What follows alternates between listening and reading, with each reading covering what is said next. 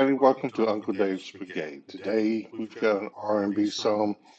It's Rainy Night in Georgia, and Brook Benton is the singer. Great, rich baritone voice, very soulful. Pretty much a sad song, but every once in a while you're in the mood for a sad song, particularly on a rainy night. So we're going to jump in here pretty soon. I have a few things to say about Brook in a minute. But let's jump in, and we will talk about Brooke in just a moment.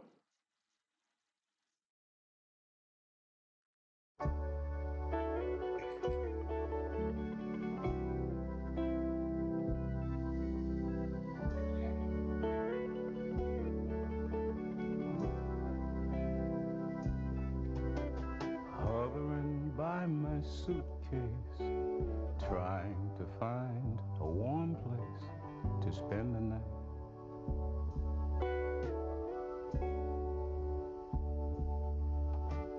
Heavy rains are falling, seems I hear your voice calling, it's alright.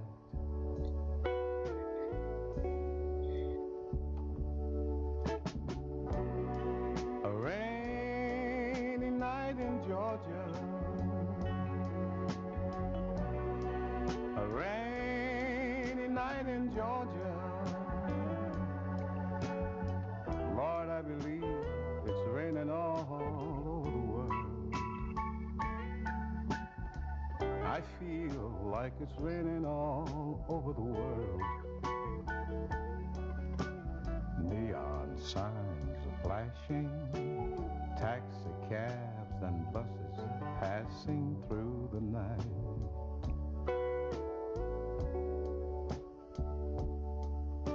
A distant moaning of a train seems to play a sad refrain to the night.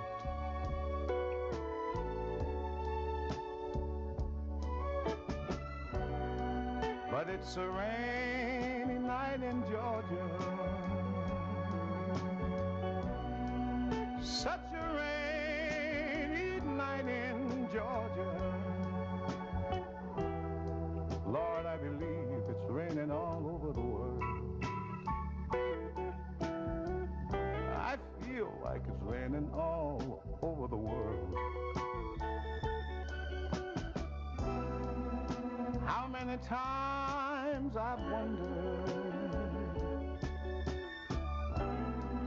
it still comes out the same. No matter how you look at it or think of it, it's a lie, and we just got to play the game.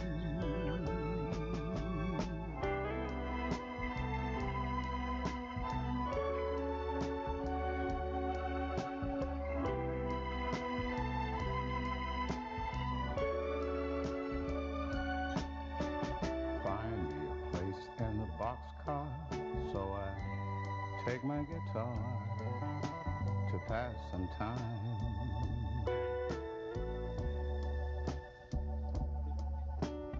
Late at night, when it's hard to rest, I hold your picture to my chest, then I feel fine. I feel fine. But it's a rainy night in Georgia. Baby, it's a rainy night in Georgia. Lord, I believe it's raining all over the world.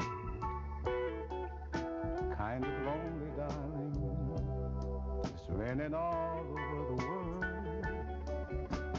Raining, raining, raining, raining, raining, raining, raining, raining, raining, raining, raining, raining, raining, raining, raining, raining, raining, all over the world.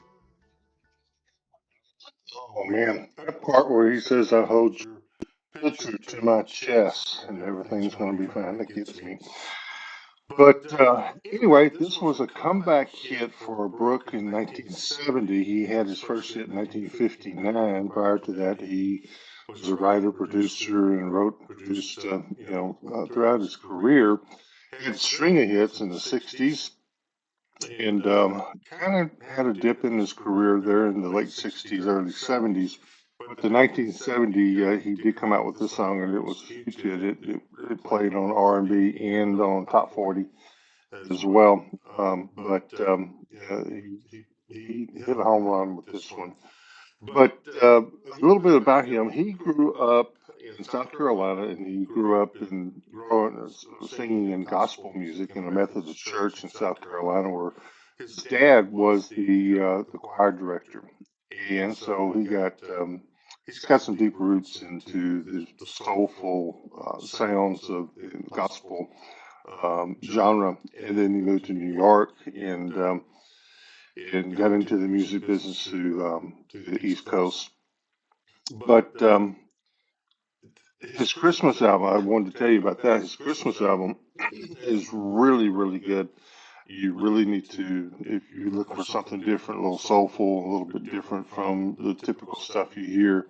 You don't hear him played very much on the radio or any other avenues right now that during Christmas time, but it's worth a look into. And so I had the pleasure of meeting his wife and one of his daughters a number of years ago. I had the opportunity to tell him how much I appreciated his music and his voice and what a great talent that he was. Unfortunately, he passed away way too early. He was only 56. He had spinal meningitis and then contracted pneumonia on top of that. So we lost a good one there, and he was way too young. But anyway, I hope you like the video. Hope you like the music. And if you would, like I say, hit the post notification bell, hit subscribe.